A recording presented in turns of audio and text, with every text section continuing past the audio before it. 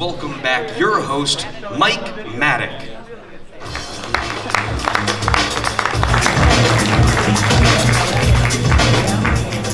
That is awesome. I wish I could get an announcement every time I come into a room. It's great. Ladies and gentlemen, here comes your dad. So your cup must be running over right about now. We're coming into the home stretch. So to start this afternoon off, I thought I'd introduce another paradox. I had a call about 7 years ago from a friend of mine that was the chief marketing officer at a Fortune 100 insurance company. And she said, I need a favor. I need an entrepreneur. The head of distribution wants a crazy entrepreneur to come in and teach us about what it's like, what entrepreneurs are like. How do they think? How do they talk? They don't understand what's happening with these entrepreneurs. And so can you do that? So I said, of course, I can do that. I knew just the guy. His name is Mike Michalowicz. He's a buddy of mine from New York. He's written a bunch of books. He's one of the funniest people I know. Great entrepreneur. So he went in and sat with them for a few hours and got paid as a consultant, that all these salespeople essentially. And then I got the call back from our client. She said it was awesome. He swore and he just told them what they needed to hear, and it was unbelievable. He's such a great guy. And I said, oh, that's great. So then I called Mike, said, Mike, how'd it go? And he goes, well, it was a little odd. You know, I talked to him and they asked me questions and I kept saying, you know, well, why don't you do this? And I've got friends that are doing this. So you can't do that, you can't do that, you can't do that. No, we don't do that. No, we don't do that. It was really strange. So the polarity in the feedback struck me, which leads us to this paradox. We're not in the business of giving our customers what they want. And so one of the things that we've noticed in innovation land is we're often serving a distribution network. The customer is the lawyer, the agent, or the distributor. And meanwhile, you know, there's a customer's customer that isn't being served. And that's how you get disrupted. And so I want you to think about that as we bring in our next guest.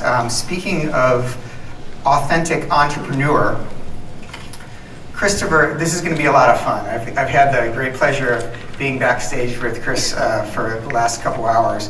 So Christopher Lochhead, he's the founding partner of Play Bigger Advisors. So 3 things you need to know about Chris and then a surprise. First, he's a surfer and a ski bum. He's a serial entrepreneur that started a number of tech companies. He's a pastor who raises chickens, or hens, I should say. He was called the human exclamation point by Fast Company and the Howard Stern of entrepreneurship by Newsweek. So everyone just relax, it's going to be fine. and something that you wouldn't know about Chris unless you sat with him backstage is when I said he's a pastor, he's actually a pastor in the Church of Latter-day Dudes from the Big Lebowski. You must promise to abide. So give it up for Christopher. Cheers.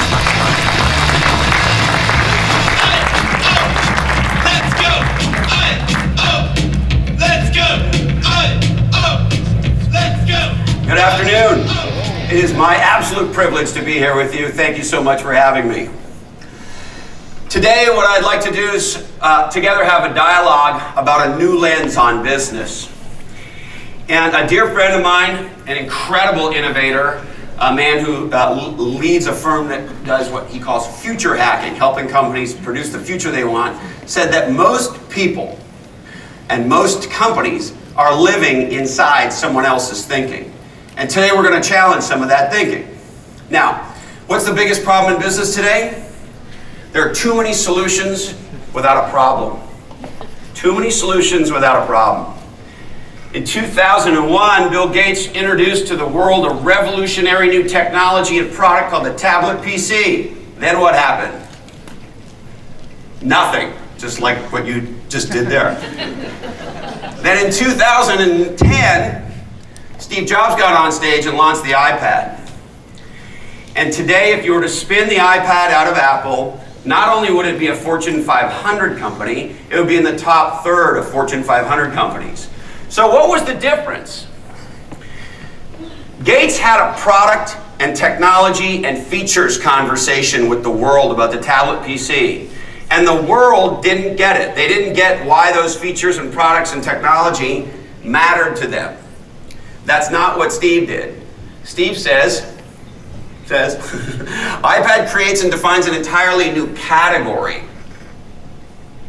And so, the first thing I'd like to share with you is the greatest innovators are what you could think of as category designers. Now, Archimedes said, if you give me a lever and a place to stand, I can move the world. And most innovators, when they go to move the world, they pull two. Now, I'm curious, how do you say that word? Lever. Levers? Oh, that's interesting. A lot of people say levers. So levers, we'll go with levers. And here's why. And the levers they pull are product and company. And a lot of product. And if you're not in the product business, then think service. And what most innovators and entrepreneurs believe is, my awesome carbidingulator is so awesome that when the world sees it, everything's gonna work.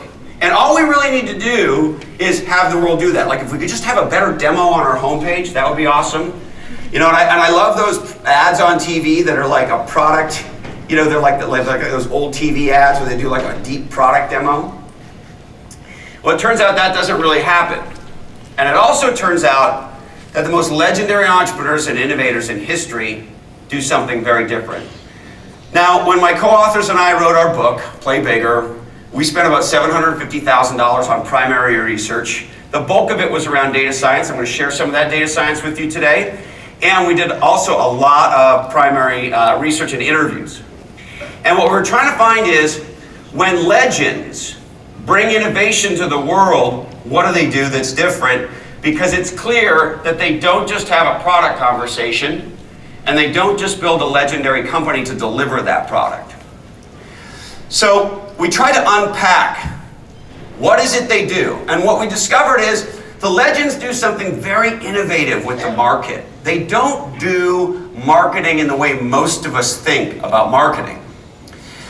And category design is kind of it's sort of a secret black art in Silicon Valley. And we said, we really want to give it to the world. So this is from Anne Mirabeau. She's a Stanford professor. She's a founder of Floodgate Capital, which is one of the top venture capital firms in Silicon Valley. And Forbes says that Anne is the most powerful woman in startups. And she says category design is a principle that every successful entrepreneur has intuitively embraced. So the first way I'd ask you to think about it is, if most innovators and entrepreneurs pull two levers, the legends pull three: product, company, and category. They understand that in order for their innovation to make it in the world, we have to explain to the world why it matters. All right, the data science. This is from my good buddy Ray Wong at Constellation Research. I highly recommend this book, Disrupting Digital Business, if you haven't read it already. Ray's a genius. He's very entertaining. He's very funny. And he did a lot of research for his book as well. And you see the stat up here. Since 2000, 52% of the Fortune 500 are gone. And here's the thing I find fascinating about that. Most people think that it is less risky to address or attack an existing market. And on its face, that makes sense. But it's like that old story of those two salespeople who go to a foreign, undeveloped country, and they're shoe salespeople, and the first person goes there and sees that nobody's wearing any shoes and says, "There's no market here," and leaves. And the second one shows up and goes, "Nobody's wearing shoes here, look at the potential." And so category designers address what you could think of as $0 billion markets. Eddie Yoon is the leading category design advisor and consultant to Fortune 100 consumer brands. And he's written a bunch in Harvard. He's got a great new book out I highly recommend called Super Consumers. Fantastic book.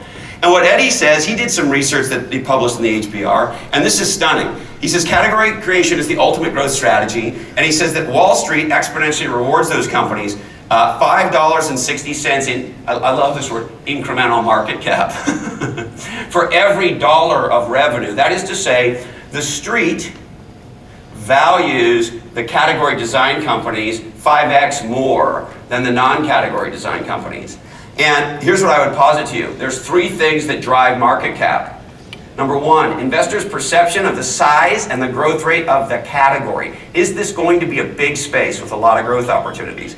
Number two, your category kingness. That is to say, do you have the ability to be the company that wins in this market? And we'll talk about some of the data science around that in a sec. And number three, your metrics, some of which of course are financial, some of them are non-financial, but your metrics in the context of the size and the growth rate of the category and investors' belief about whether or not you can pull off being the category king. And that's why there is such a disparity in market cap. Now, in our data science research, we wanted to know the following question. What percentage of market cap goes to the leader? And we studied every venture capital-backed technology company founded in the United States from 2000 to 2015. And we got a great data set on that, and we looked at how they grew in market cap. And we looked at how fast they grew in market cap, over what period of time, etc. And then we asked the ultimate question, which is what percentage of the total market cap, that is to say, all the value created in a given tech category goes to leader, and that's the number, 76%. So do you remember in the late 80s and 90s when Jack Welch told all of us at GE, we're either number one or number two or we're not in the game? Here's what we believe is going on now. You're either number one in the game or you're not in the game. And so I think whether we like it or not, we're in a winner-take-all world. Now, how do categories grow and develop? So this chart is from Paul Borowski's book, The Evolution of Markets. And it's a great, simple chart. And here's what he's really explaining. Number one, categories go through three simple stages. Okay, great. Understand that. And number two, he really maps out what happens in the space. So the dotted line is the number of vendors. And the solid line is the total value creation in the space. And when a new category gets designed, everybody gets into the pool. And so the number of vendors goes up, and because it's in the early stages of the category, there isn't much value yet. And there's this interesting thing that happens midway through the game. The category king begins to prosecute the magic triangle and destroy everybody else. And as that happens, their growth rates go mental.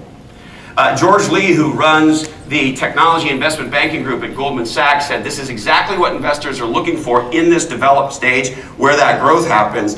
And what they're looking for particularly is two things. Number one, a very good growth rate. So in the tech business, that's often high double digits or triple digits, and expanding margins at the same time. Because the companies that are growing at very high rates with expanding margins, what the expanding margins tells the street, they're crushing the competition, and they're prosecuting the magic triangle, and they're going to become the category king. Now, we took that data, and we also asked another question, and we were, incredibly honored that the HBR published an article last year about it. And here's the question we asked three big questions. We wanted to know, does the amount of money a tech startup raises matter in terms of its ability to create enduring value? The answer to that is no. And the other big question we asked was, does the amount of money, there's three, the amount of money they raise matter? This is the incredible thing. There is no data correlation between the amount of money a tech startup raises and the amount of long-term enduring market cap it creates. And the third question we asked is, does the age of the company at time of IPO make a difference in terms of the production of enduring value? And our definition of enduring value for this research was, we took the stock price on the closing of the first day. And we said, did it go up over time or not? And here's what we found. All the companies in the tech world that produce enduring value and become category kings go public between 6 to 10 years of age. The companies that go public before that always crater, and the companies that go public after that tread water. So we asked ourselves, okay, that's what the data is telling us. Why? Here's what we think is going on. This is what the 610 law looks like when you map the actual companies. And by the way, if you want these slides, let me know, and I'll send them to you. And you can reach me at legendsandlosers.com. You can send me an email, Christopher at Legends and Losers. I'll give you the whole deck. So these are the companies. So we started to think about them, and we had what you might call an aha, which is when you overlay Gorosky's chart and the 610 law, the aha is all the companies that create enduring value get public in this develop phase.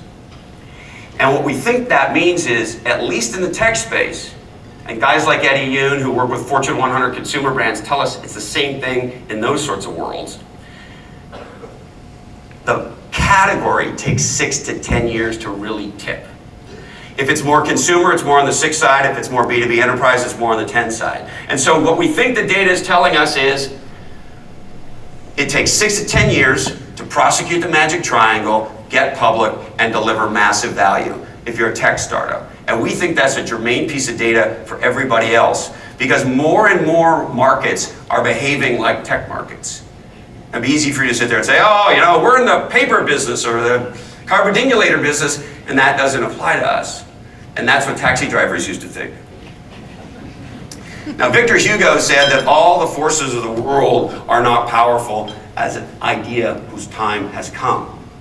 The seminal question is, well, how do we make it our time? Is there anything we can do? You ever heard, has your company ever delivered a product? You say, oh, it's too early?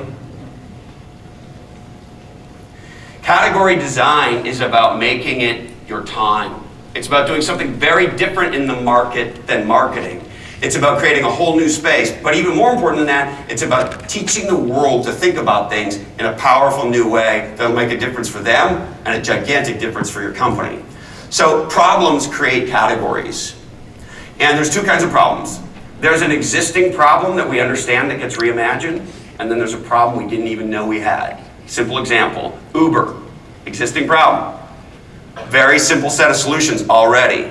However, Travis Kalanick reimagines the problem in the context of modern technology, cloud, social, and mobile. And how that happens is with a really simple aha. He's with a buddy, and he's in Paris, and it's raining, and he's trying to get a cab. And he says, how come I can't press a button on my fucking iPhone and get a cab? He said, wouldn't it be great if we could be able to do that? That's an existing problem reimagined. One of the stories we share in Play Bigger, and it might be my favorite in the book of this nature, is of a guy named Clarence Birdseye in the 1920s. And as a boy, Clarence had a passion that many young men today share, called taxidermy. And, come on, that was funny. And so he ends up getting a job for the U.S. Forestry Service, and he ends up going up to the northern part of Canada, and he ends up there with the Inuit people, and he notices a fascinating thing. When you catch a fish, I want you to build an ark. When you catch a fish and you eat it immediately, it tastes how it tastes. It tastes pretty awesome. And then he saw something he'd never seen before. When they catch a fish, and they put it on this thing called ice, after it chills its nuts out, it freezes. And then when you heat it back up 5 days later and eat it, it tastes almost the same as it did when it was fresh caught. And then he had an insight called, what if we could do that en masse? And thanks to Clarence Birdseye, we now have that category of food called frozen food. Before Clarence, there was 2 categories of food. Food and canned food. And in order for Clarence to make it work, he had to teach the railroads to build fridge cars, he had to teach DuPont to commercialize cellophane, and most importantly, he had to teach you and I about a new problem. And if you Google Birdseye ads from the old days, you'll see stuff like, and I forget the exact headlines, but like, isn't it a bummer we can't have fresh peas in February? And nobody was thinking about that before. There was nobody pissed off about that before. But the more he started to tell the world, hey, this aggression will not stand, man. Everybody said, yeah, this is bullshit. Where's our peas? I am privileged to live in a town called Santa Cruz, California. And one of my heroes lives a couple of blocks from me. His name's Jack O'Neill. And Jack is the category designer of a new market category called the wetsuit. See, before Jack, if you want to go surfing, and anybody here surf in Northern California by chance? Anybody here touched a toe into the water in Northern California? Yeah, it's not kind of Hawaii, just so you know. And so before Jack, they wore wool sweaters. Yeah, and 45 minutes for most people was the outer edge, and it kind of sucked. And so Jack went to work. This is one of the greatest insights in the consumer beverage business in the last 20 years.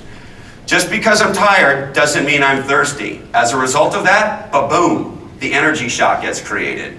And the energy shot is now an over $2 billion category, and Living Essentials, the creator of the energy shot, 4-Hour Energy, has roughly 96, I think, percent of the market for where they're at, high 90s. And the interesting thing about this, all our companies are focused on product, right? Having a legendary product.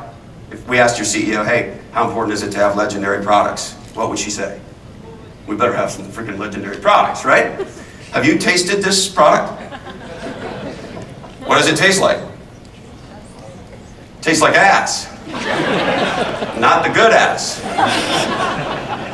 There's a concept in, if you haven't read Eric Ries's book, The Lean Startup, I highly recommend you do that. Even if you're working in a global 100 company, there's some powerful insights in there. And one of them is something Eric calls minimum viable product.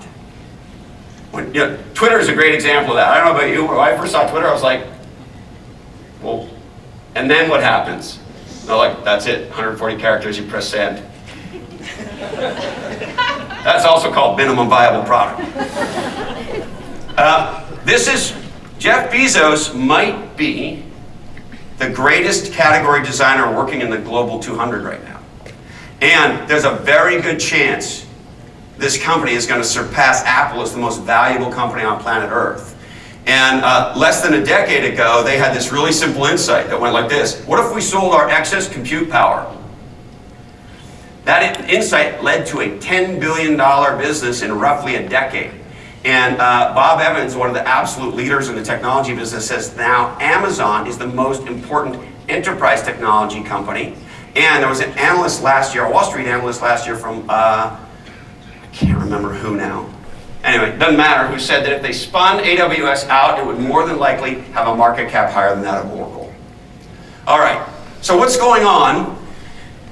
Because the aha we had next is, well, if categories keep behaving this way, and there's so much pattern recognition, it must be because human beings are a particular way. So we started to dig into the brain research around human beings and how they deal with information and particularly decision making. And today you and I live in a world where our attention is always being assaulted, and we get between 40 and 60,000 marketing messages a day. And there's a new one now called fake news and alternative facts. That one's now getting us too.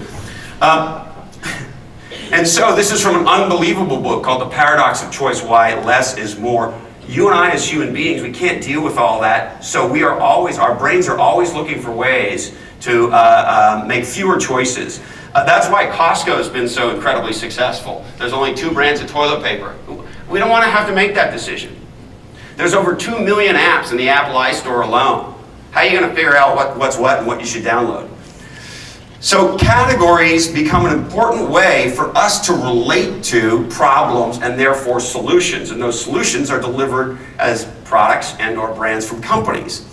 And have you've been to a grocery store? Yeah. And the grocery store is organized by category. And oh, by the way, guess who's the #1 provider of frozen food in America today? Clarence. Well, he's dead, but Bird's Eye Foods. Okay, now, as human beings try to deal with all this information on products and services and all this stuff coming at us, we bucketize them into these categories, and then we bucketize the categories into 3 buckets. Must have, nice to have, don't need it. And I don't know if you've ever heard this in your company. We hear it a lot in Silicon Valley. We're way too much of a vitamin. We need to be an aspirin. And what category is aspirin in, guys? What do we call an aspirin or Tylenol or Aleve or that stuff? Drugs. Yeah, that's a great category. What's the specific category they're in? Painkiller. Now, I would encourage you, I would invite you to start listening for what shit's called. See, whoever, I don't know who it was, whoever came up with painkiller, legendary category design. Right? that whoever came up with vitamin sounds like your doctor said, well, I'm sorry, but you got a vitamin growing on your hoo-hoo and we need to deal with it. Right? Not so much. Painkiller, legendary category.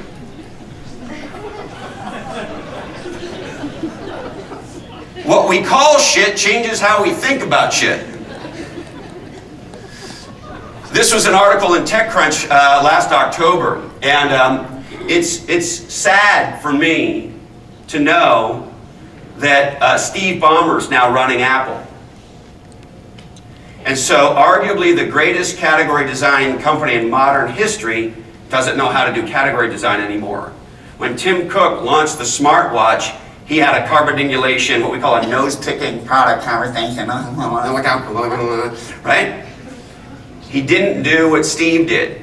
He didn't frame a problem, and he didn't evangelize that problem or solution. And so now sales are tanking. And it says up here in white at the bottom, this is right out of the article, maybe not everyone is convinced they need a smartwatch. Translation, no category design. So this is, I believe, your mission, should you choose to accept it. Prosecute the magic triangle, solve a giant problem that matters, make a big difference in the world, become a category king, slay the dragon, save the princess, and run off with 76% of the economics. So if you were going to do that, where might you start? There's 3 seminal questions to start when you embrace this idea that problems create categories. So number 1, what problem do we solve? And the languaging of the problem matters a lot. Anybody remember when TiVo came out? Anybody remember when TiVo came out? Yeah. You just heard these things DVRs, you have one? Did anybody remember how they set up the problem? What they said was, why do we have to wait till 8 o'clock on Thursday night to watch Friends? Appointment viewing sucks. They made up a whole new term to frame the problem called appointment viewing. And the solution to appointment viewing was time shifting. And that's what opened up a $0 billion category to what we have today. What problem do we solve? And the languaging of that problem matters. Number 2, if we solve that problem perfectly, what would we call it? And the legendary category designers give categories clear, distinct, non-bullshit names. Names that the Wall Street, like a term that the Wall Street Journal would use, not a marketing crap term. And if we took 76% of the I get to say that, I'm a 3-time CMO, so if you're a marketer, it's okay. And if we take 76% of the economics over time, how much will we get? In other words, what's the long-term category potential? And my friend Jim Getz, who's a senior partner at Sequoia Capital, and according to Forbes, it's either the last 3 or last 4 years, he's been #1 on the Forbes VC Midas list. He says that if the category exists, Sequoia's not interested. And that what they're looking for are what he calls mission-driven founders who can build both a legendary category and company at the same time. Now, how do these mission-driven founders do it? They don't do traditional marketing. They market the problem, and they market the problem with this thing you could think of as a point of view, or said more simply, a story. This might be the greatest point of view in enterprise software in the last 20 years. Mark Benioff, the founder and category designer of the cloud, one man single-handedly made the cloud happen, and that's Benioff, founder of Salesforce.com. And he's getting ready to move into the tallest building west of Chicago. You been to San Francisco lately?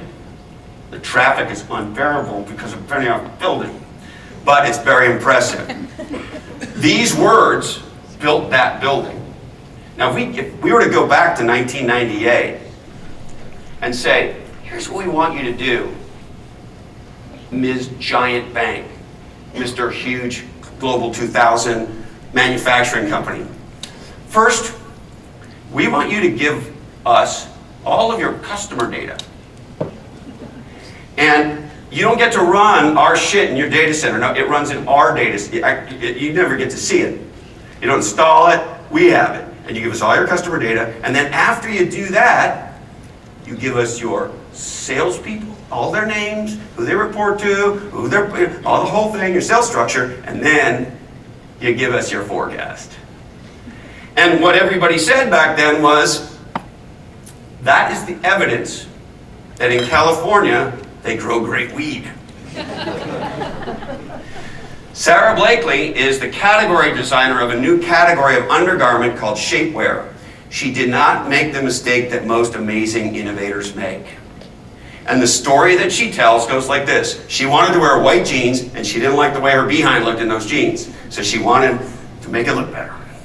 And so Sarah got to work. And when she built what she thought was a legendary product, here's what she didn't do.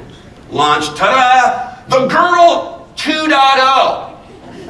Or my personal favorite, this is the Girdle Plus. 2.0 and Plus are what we put after something when we have no fucking idea what we're talking about, right? She does not leave the market to chance. She calls it shapewear. And you know what? A younger, more successful woman who wants to look great is not going to wear a girdle, but she's going to wear shapewear. And I don't know about you guys, but I got a lot of shapewear in my closet, and it ain't mine. Oh, energy shot, we did that. I don't know how I got under twice. And then this. I in no way want to have any kind of a political conversation with you. But here's what I would assert. Donald Trump is our president because he reimagined the category of politician, and he used a provocative and engaging point of view to frame a problem that positioned him and his campaign as a solution. What did Hillary Clinton do? Let's get a no-sticking product discussion with the market. Just like most innovators. What did she say? I'm the most qualified person ever to run for office. I was this, I was that, I was here, I was there, I met the king of the... She talked about all the features. And that's why Donald Trump's the president. Now, legendary companies don't just use their point of view to condition the market to think the way they want about a problem and a solution. It becomes the mission. Remember Jim's quote, mission-driven founders. It becomes true north in the company. And I don't know about you, but a couple of weeks ago was no surprise for me with United. I think they are in a death match competition with Comcast to see who can be the shittiest company in America.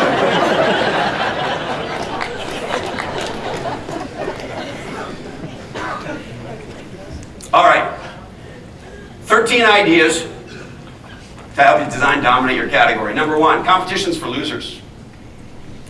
If you truly believe that your product is as innovative as it is, then how could you have it be compared to what already exists? If you let it be compared to what already exists, then you let the thinking of the past color your innovation. That's not what Jobs did.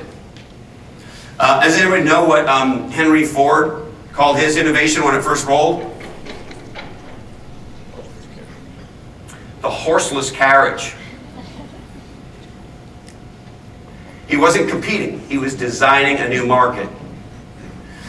Categories create context. That is to say, we need to put everything into a framework in our head so that we can understand it. You ever notice how many words in the English language have more than one meaning?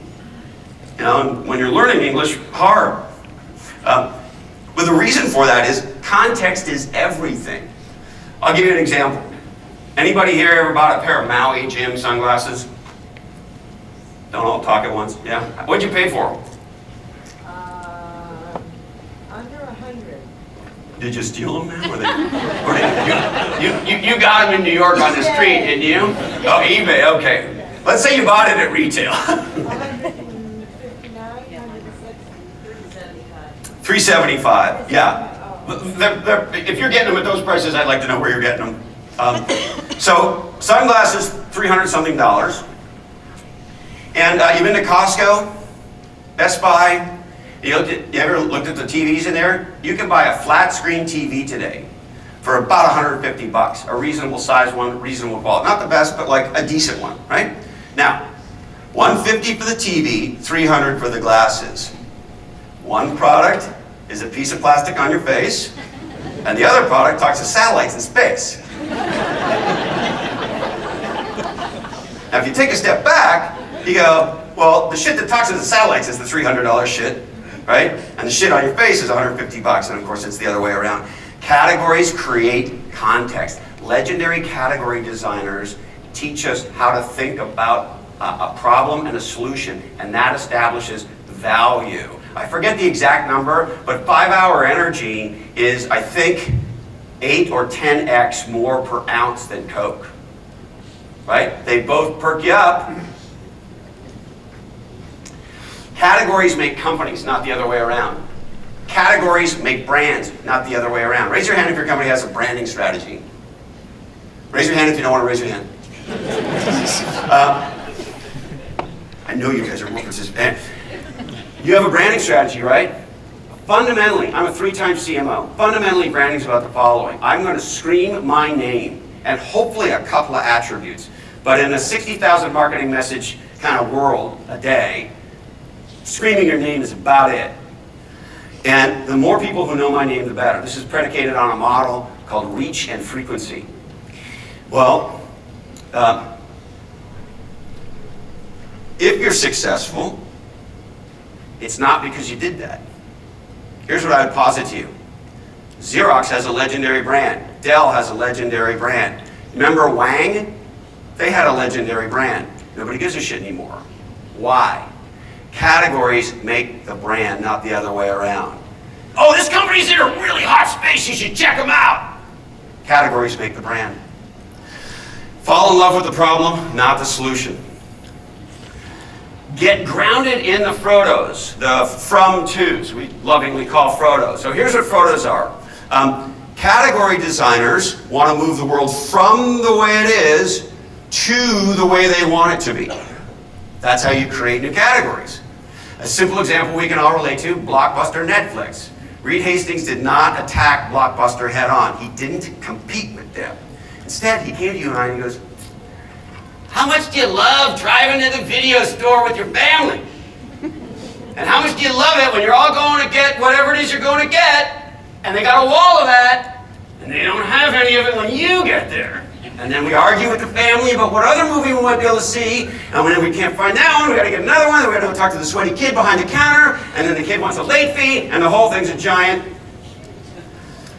He says, what if you went to a website and they just magically appeared in your mailbox? And of course today we get them over the interweb.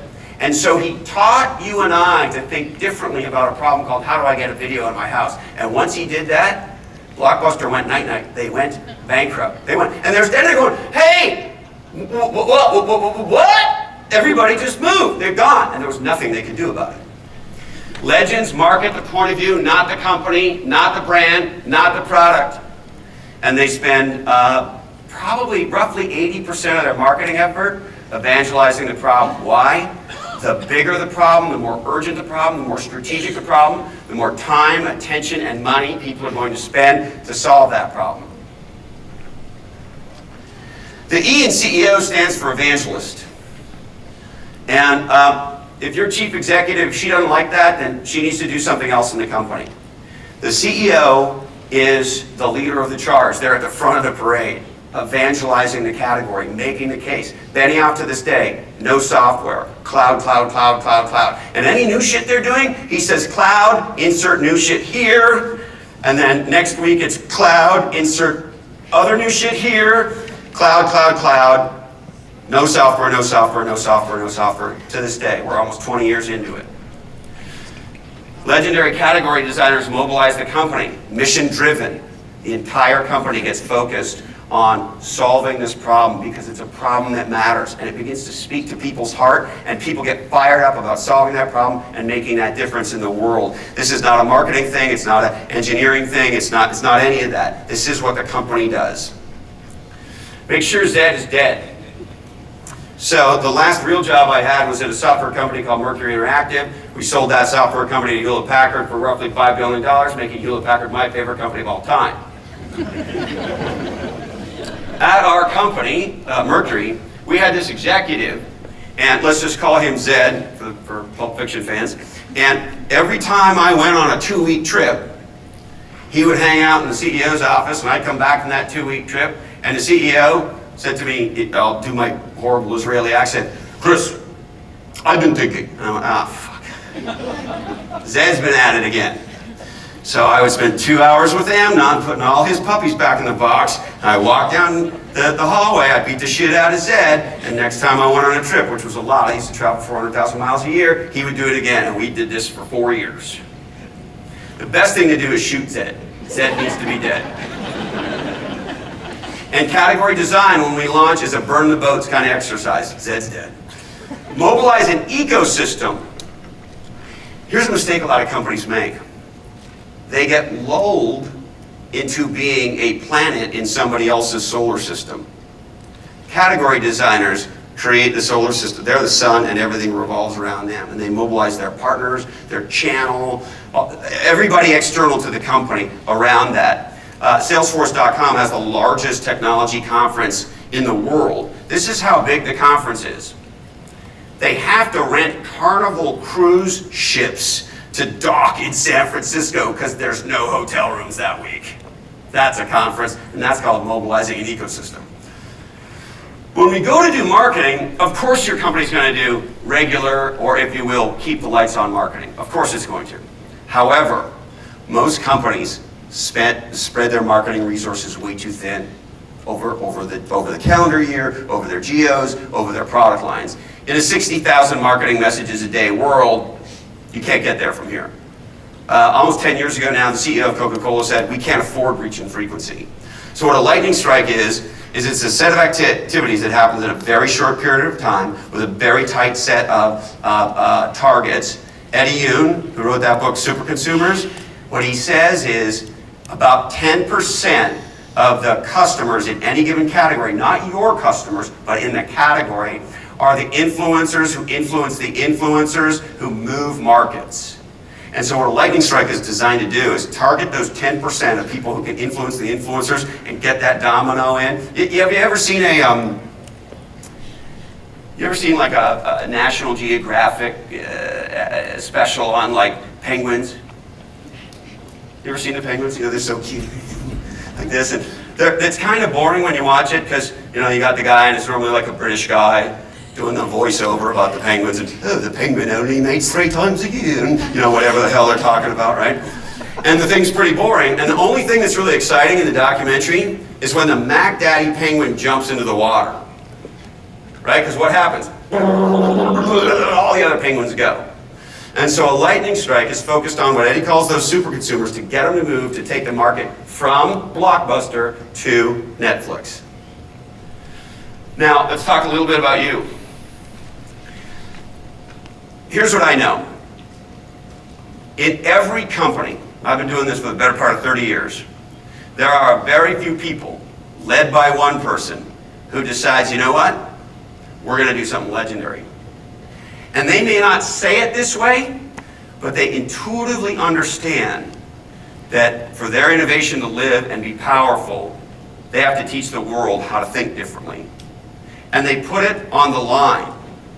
They go for it. And the reason they go for it is they believe in the product, they believe in the company, and most importantly, the legendary category designers that I have known want to make a giant difference in the world. And they don't want to waste their careers. You and I spend more time at work than we do with the people we love. And so, in completion, it takes courage to be legendary. And I hope you become category designers, and I wish you a legendary life and a legendary business. Thank you very much.